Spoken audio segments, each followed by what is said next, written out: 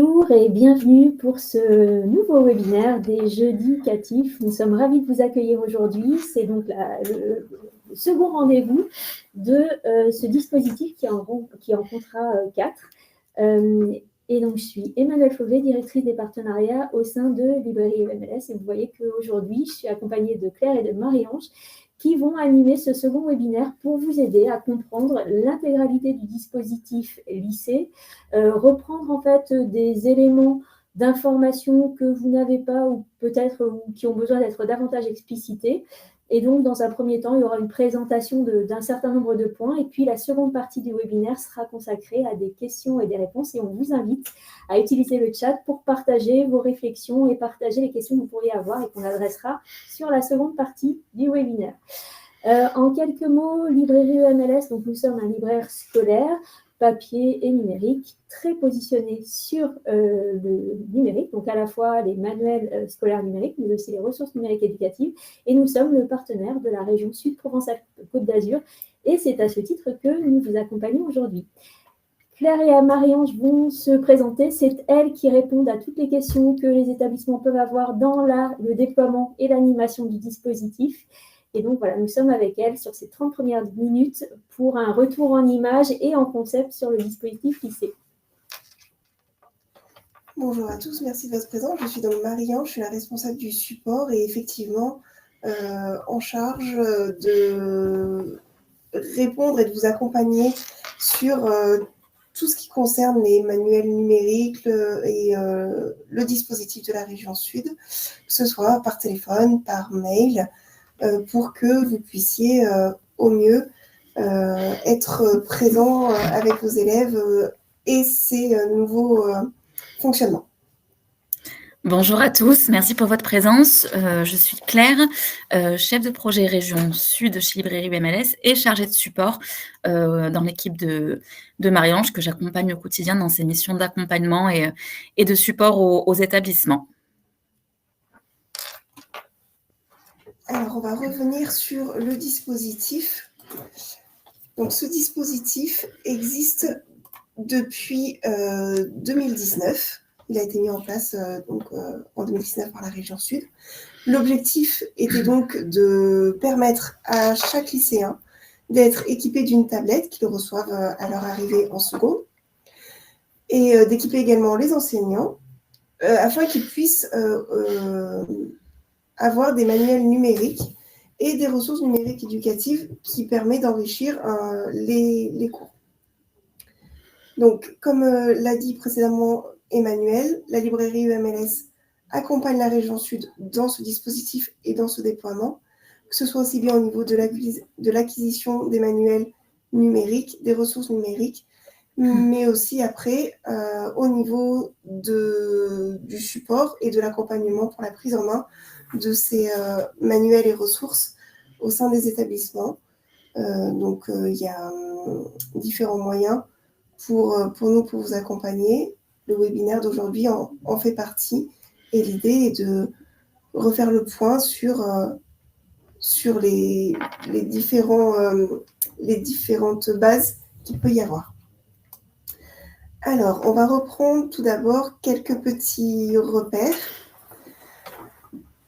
Il faut différencier plusieurs choses. Donc déjà, qu'est-ce qui va être accessible au niveau numérique ? Au niveau numérique, on va avoir soit des manuels scolaires numériques, soit des ressources numériques éducatives, qu'on appelle plus souvent les RNE.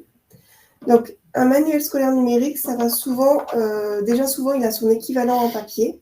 Pas toujours, parce que maintenant, quelques éditeurs commencent à sortir des manuels uniquement numériques, mais dans la majorité des cas, il a son équivalent en papier et il est obligé de respecter le programme qui est publié au bulletin officiel.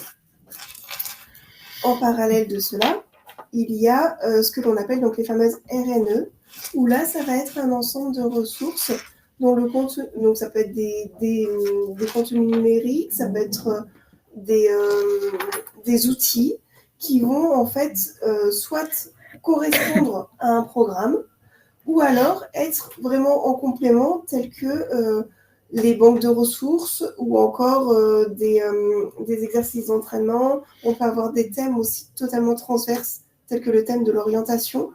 Donc, ça peut être en lien avec un programme, mais pas seulement. Et ça va être vraiment complémentaire des manuels scolaires numériques. Donc là, c'est la première distinction. Autre distinction aussi, il y a dans les RNE des ressources qui appartiennent à ce que l'on appelle le bouquet. On vous le présentera un petit peu plus tard dans le dispositif, dans notre webinaire. Donc ce bouquet, ça concerne 10 ressources qui sont mises à disposition gratuitement au lycée public par la région Sud. Donc là, sans aucune démarche de l'établissement en bénéficie. Et c'est uniquement les lycées publics. Et en parallèle, il y a également un catalogue sur notre site de RNE qui, elles, sont commandables avec le budget attribué par la région pour, comme on l'a vu tout à l'heure, une utilisation complémentaire au manuel scolaire. Une fois qu'on a ces éléments, avec quoi on va pouvoir les utiliser? Donc, bien souvent, Atrium est assez connu. Donc, l'Atrium, c'est l'ENT, l'espace numérique de travail. À différencier de Corellis, qui, lui, est le médiacentre. Et en fait, le médiacentre, on va dire, est une partie de l'ENT. Et c'est sur ce médiacentre, donc sur Corellis, qu'on retrouvera les manuels numériques et les ressources. Le GAR, lui, qui est le gestionnaire d'accès aux ressources, n'est visible que par une ou deux personnes de l'établissement et va servir uniquement, dans le cadre de la région Sud, à affecter les ressources pour qu'elles remontent dans le médiacentre et soient accessibles aux différents utilisateurs. Ce fonctionnement-là est vraiment le fonctionnement pour les lycées publics. Les lycées privés, quant à eux, souvent n'ont pas accès à l'ENT et vont donc utiliser plutôt d'autres modes d'accès. Donc ça va être Pronote, qui est plus assimilé à un ENT, ou encore École Directe. Et parfois, l'établissement va pouvoir utiliser EasyDoc, qui lui est un portail documentaire, mais qui ne permet par contre l'accès qu'aux ressources numériques. Enfin, une fois que tous ces manuels ou ressources sont disponibles dans l'établissement, mis à disposition soit sur Corellis, soit sur Pronote, École Directe ou EasyDoc, en fonction du type d'établissement, les modes d'accès à ceux-ci vont pouvoir différer, soit directement via le web, donc à partir d'un ordinateur, ou même sur la tablette en allant directement sur Chrome. Soit les manuels numériques peuvent être utilisés à partir des liseuses. Donc les liseuses, il y en a différentes en fonction du type de manuel, parce que chaque distributeur a sa liseuse.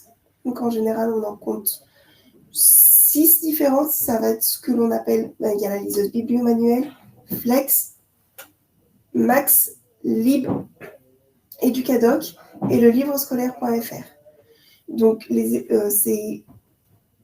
dans les liseuses, vous avez à chaque fois un groupe d'éditeurs. Un éditeur a sa propre liseuse. Et enfin, on peut aussi y accéder avec l'application lycée. Donc, l'application lycée, là, c'est uniquement à partir des tablettes. Et soit ça vous permet de vous rediriger vers les liseuses, ou alors de vous rediriger vers un accès web. On va revenir un petit peu sur, du coup, qu'est-ce qui rentre dans ce dispositif. Donc, c'est un catalogue qui est très complet. Au niveau des manuels scolaires, on a donc le numérique et depuis 2 ans, on a aussi la version papier qui est remise à disposition dans le cadre de ce dispositif. Donc, sur notre site internet, vous avez accès aux 2 catalogues, que ce soit le catalogue de manuels papier et aussi au catalogue de manuels numériques. On couvre l'ensemble des éditeurs et après, vous avez la possibilité de faire des recherches par classe, par discipline. Les manuels scolaires numériques, vous pouvez commander l'ensemble des manuels scolaires numériques du moment que c'est à destination du lycée, du niveau lycée, et que ce soit pour les filières générales, professionnelles ou technologiques. La demande de la région, c'est une homogénéité, c'est-à-dire un manuel par discipline et par niveau. Depuis 2 ans, comme je le disais tout à l'heure, il y a aussi la possibilité de commander des consommables papier, uniquement à destination des sections professionnelles et technologiques. Donc, il faut bien qu'il y ait la section qui apparaît sur la couverture. Et donc, ils peuvent être commandés, même s'ils existent en version numérique.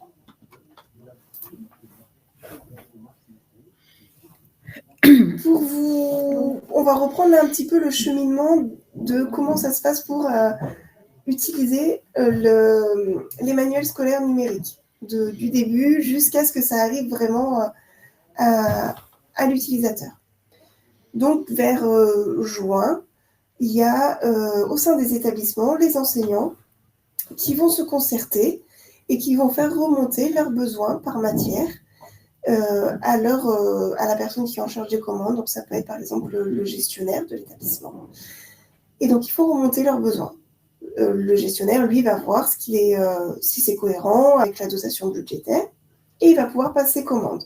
Donc, cette année, les commandes étaient possibles donc, du 4 juin au 11 juillet. Et depuis le 11 juillet, on peut encore faire des commandes de réassort et des commandes de RNE.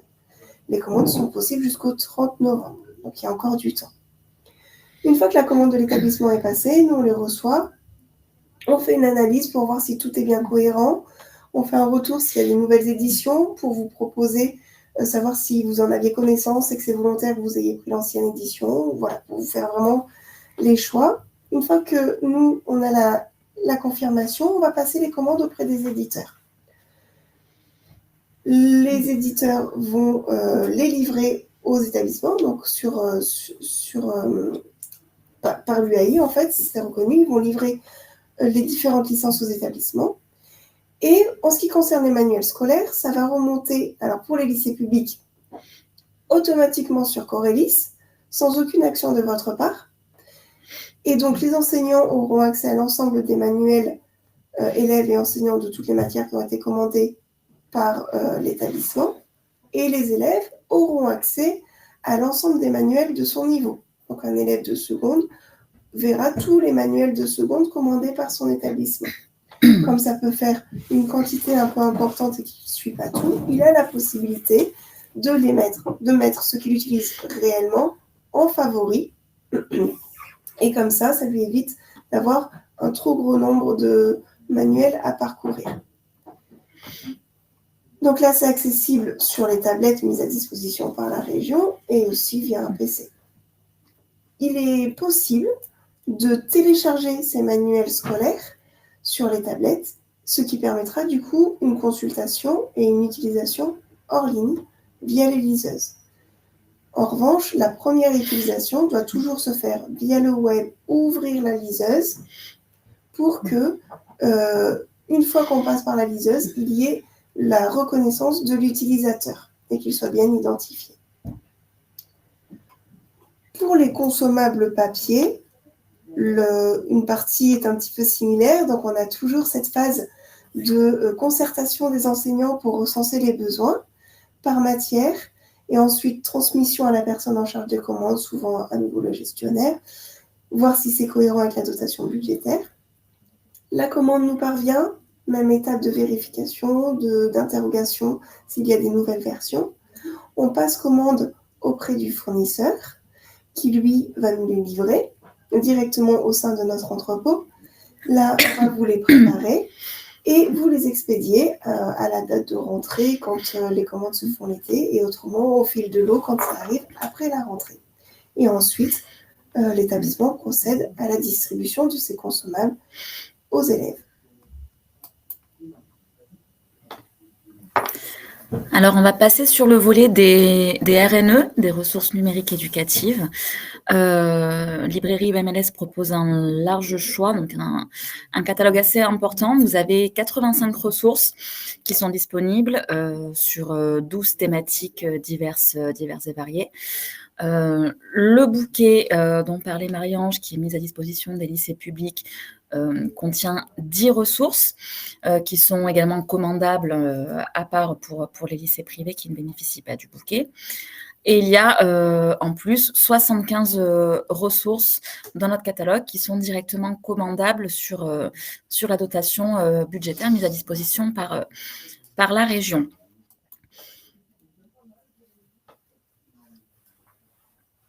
Ce bouquet de ressources numériques, il contient des ressources qui se découpent sur cinq grandes thématiques. Donc, il y a deux banques de ressources qui sont mises à disposition des établissements publics, Educarte et Universalis Éducation. Ensuite, on a 3 ressources sur la thématique des médias et de l'information, donc Courrier International, Le Monde et Marcel Média. Dans la catégorie français, on retrouve Adaptive Langue et Adaptive Langue Plus. Il y a également 3 plateformes d'entraînement, Anabac, Enseigne au lycée et Wooflash. Et enfin, une ressource qui rentre dans la catégorie des outils et de l'IA, qui est MadMags. On vous donne d'ailleurs rendez-vous le 2 octobre de midi à 12h30 pour un webinaire justement dédié à la présentation de ces ressources de bouquets, où chacune sera évoquée un peu plus en détail et sur lesquelles voilà, vous pourrez avoir un peu plus de détails.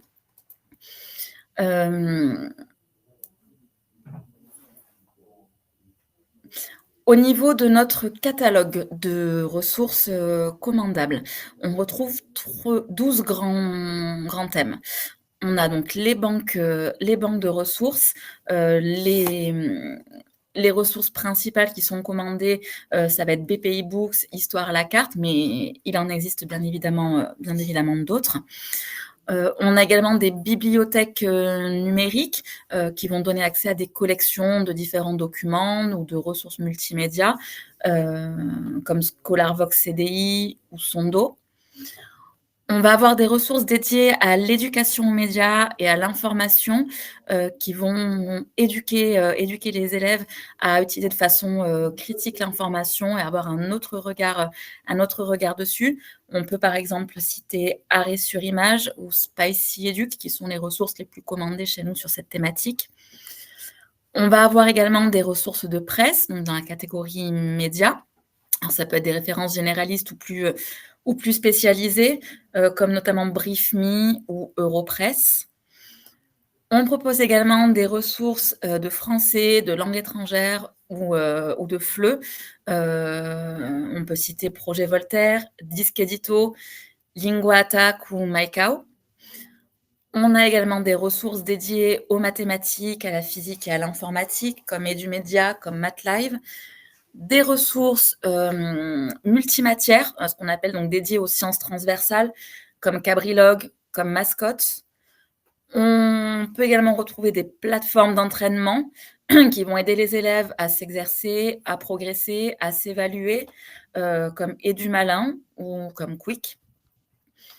On a également des ressources dédiées à l'orientation et au métier, qui va permettre aux élèves d'être accompagnés dans le choix de leurs études et de leur vie professionnelle future, notamment EasyBox ou GPO lycée. On retrouve également des ressources dédiées à l'art sous toutes ses formes, des outils artistiques, comme par exemple Zéro de conduite ou Cyrano Éducation. Il y a également des ressources qui rentrent dans les catégories outils et IA, qui sont à l'attention du coup des enseignants et également des élèves, afin de s'acculturer à l'intelligence artificielle, Pearl notamment, MindView. Et enfin, on retrouve des ressources sur des thématiques transverses, donc qui vont répondre aux nouveaux enjeux, notamment à l'EVARS, donc à l'éducation, à la vie affective et relationnelle et à la sexualité. C'est le cas, par exemple, d'Intimed, des ateliers Silex. On a des thématiques aussi dédiées aux élèves à besoins particuliers, à besoins éducatifs particuliers, ou encore au développement durable, par exemple Cantou ou Futur en herbe. Donc voilà, on a vraiment un large catalogue sur différentes thématiques.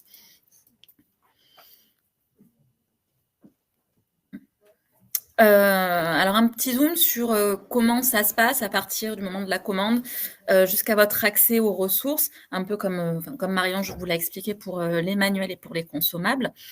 Donc, il y a là aussi un recensement des besoins des enseignants qui se fait en général par matière et qui est porté auprès de la personne en charge des commandes. La personne en charge des commandes, donc bien souvent la gestionnaire, fait le point dessus, s'assure que c'est cohérent avec le budget alloué et va passer commande de la même manière que les commandes se passent pour les manuels numériques et pour les consommables papier auprès de notre librairie. Donc là aussi, il y a une première vague de commandes qui a été possible à partir du 4 juin et qui est toujours possible donc, pour les ressources numériques éducatives. Une fois que nous, on reçoit votre commande, on va là aussi l'analyser pour être certaine que vous ne commandez pas une ressource que vous avez déjà commandée, ça peut arriver, ou que certaines ressources, par exemple, fonctionnent par palier pour des établissements de 400 à 600 élèves, de 600 à 800. Donc, on va s'assurer que vous commandez bien le palier qui correspond à vos effectifs. Et une fois que tout est bon, on va envoyer du coup la commande à l'éditeur qui viendra après livrer la ressource directement à l'établissement, là également par UAI. À la différence des manuels numériques qui remontent automatiquement dans Corélis pour les lycées publics, les ressources numériques, elles, doivent être affectées dans la console d'affectation gare. C'est là qu'entre en jeu du coup le responsable des affectations au sein de l'établissement qui va devoir aller dans la console d'affectation et affecter la ressource numérique à l'ensemble des utilisateurs de cette ressource. Une fois que l'affectation sera faite, la ressource remontera sur Corélis. Et pour les écoles, les établissements privés, il faudra également procéder à l'affectation, mais comme c'est le cas également pour les manuels numériques soit dans Pronote, soit dans École Directe ou dans EasyDoc. Une fois la ressource affectée et disponible du coup sur Corélis, les enseignants et les élèves pourront directement cliquer dessus pour y accéder. Un petit zoom sur Atrium, donc sur l'ENT des lycées publics de la région Sud. Sur Atrium, vous allez pouvoir retrouver toute une rubrique d'assistance qui va contenir différents tutoriels à destination des enseignants, mais également il y a une rubrique à destination par exemple, des élèves. Ces tutoriels vont pouvoir porter sur les manuels ou sur la tablette, sur comment télécharger les manuels, comment accéder aux ressources. Voilà, il y a vraiment une bonne banque de données de support. Et puis nous également, en termes de support, Marie-Ange, moi et le reste de l'équipe, on est également disponible via différents canaux, que ce soit par téléphone, par mail ou directement sur notre site, si jamais vous ne trouvez pas réponse à vos questions sur Atrium.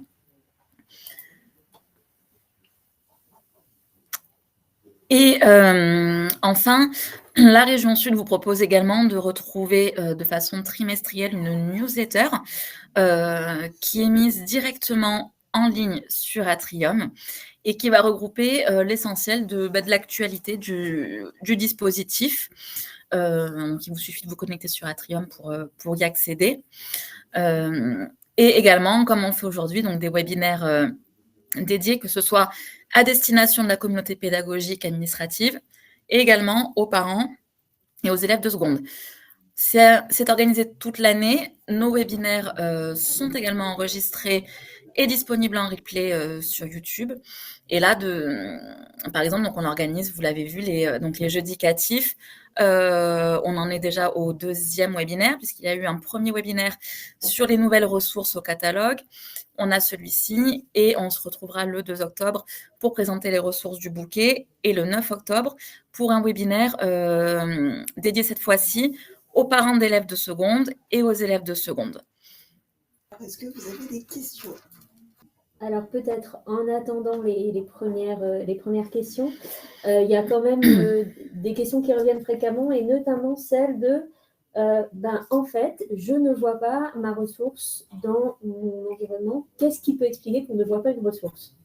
En fait, alors bien souvent, nous on s'assure toujours au préalable que la ressource ait bien été commandée par l'établissement. On s'assure également qu'on a bien reçu un retour de l'éditeur, parce que pour les ressources, le délai peut être un peu variable dans le délai de livraison, à la différence des manuels scolaires numériques qui, eux, sont livrés sous 24 à 48 heures. Les ressources, parfois, le délai peut être un petit peu prolongé. Et donc après, bien souvent, ce qu'il reste à faire au sein de l'établissement, c'est d'affecter dans la console d'affectation gare les ressources aux différents utilisateurs pour qu'elles remontent dans le médiacentre des utilisateurs. Ok, merci. Autre question. J'ai un élève qui fait de l'italien et il accède à des manuels d'espagnol. Pourquoi ? Alors, c'est tout à fait normal. Chaque élève aura accès sur Corellis à l'ensemble des manuels de son niveau. Les enseignants, eux, verront l'intégralité des manuels commandés par l'établissement. Et les élèves, par exemple, un élève de seconde aura accès à tous les manuels de seconde, même si ceux-ci ne sont pas utilisés en pratique par lui. C'est pour ça que, comme Marie-Ange l'expliquait, il est recommandé aux élèves de mettre en favori les manuels qu'ils concernent pour être sûr d'y accéder beaucoup plus facilement que s'ils sont noyés au milieu de manuels qu'il n'utilisera pas en pratique. Mais c'est tout à fait normal qu'il ait accès à l'ensemble des manuels de son niveau. Ok, une autre question. Si on n'a pas de Wi-Fi, ça veut dire qu'on ne peut pas utiliser les manuels scolaires numériques. Alors, si on peut tout à fait les utiliser, il faut effectivement avoir, à un moment donné, peu importe si c'est à la maison ou à l'établissement, au tout début, un moment avec une connexion Internet pour pouvoir télécharger les manuels. Mais une fois que ceux-ci sont téléchargés, c'est tout à fait possible d'avoir un accès à nos manuels scolaires numériques sans connexion Internet. Est-ce qu'il y a d'autres questions ? Alors, un point important, c'est que même si vous n'avez plus de questions pour l'instant, on vous invite bien sûr à pouvoir revenir vers nous, Librairie UMLS, en nous adressant des mails, notamment sur notre boîte dédiée ou sur notre boîte générique info@emls.fr. On va aussi vous noter l'adresse dédiée aux établissements de Région Sud. Et on répondra avec grand plaisir à toutes les questions que vous pourriez avoir maintenant ou plus tard. On est vraiment là pour vous accompagner et faire en sorte que ce dispositif soit le plus lisible et fonctionnel possible pour l'ensemble des enseignants et de la communauté éducative, bien entendu.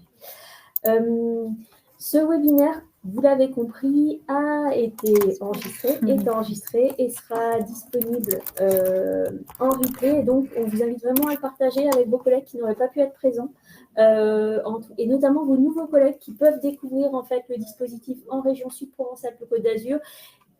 Et ça peut être aidant que d'avoir accès à ce rappel des grands principes du dispositif. Vous l'avez compris, on se donne rendez-vous toutes les semaines. Le prochain webinaire, c'est celui du jeudi 2 octobre de midi à 12h30 qui sera consacré au bouquet des ressources numériques éducatives avec la présence des éditeurs qui seront là pour vous présenter, vous parler de leurs ressources et répondre bien entendu à vos questions. Et puis, le rendez-vous suivant sera le soir pour permettre aux parents et aux élèves de se connecter et là aussi de disposer des éléments d'information pour bien comprendre comment s'approprier ce formidable dispositif et l'ensemble des ressources disponibles. Il n'est pas trop tard pour poser une question. On vous laisse quelques minutes. On vous met dans le chat le numéro de téléphone dédié au SAV de la région Sud. Là, à ce numéro, vous pouvez nous contacter pour toutes les questions qui sont relatives au dispositif lycée, que ce soit des questions sur les commandes, sur les livraisons, sur la prise en main, vraiment tout ce qui se passe avec le dispositif lycée et le budget alloué par la région. S'il n'y a plus de questions, je vous propose de mettre fin à ce webinaire en remerciant vivement les participants pour leur participation, leurs questions. Vous rappelez qu'on se tient bien entendu à votre disposition et donc vous pouvez nous contacter par téléphone, par mail, par le moyen le plus facile pour vous. L'idée étant que, encore une fois, vous puissiez dans les meilleures conditions possibles utiliser l'ensemble de ces ressources éducatives qui sont mises à votre disposition. Merci beaucoup à Claire et à Marie-Ange pour avoir participé à ce webinaire aujourd'hui. Et puis, on se donne rendez-vous la semaine prochaine. Une très, très belle journée à tous. Merci beaucoup. Merci à tous. Bonne journée.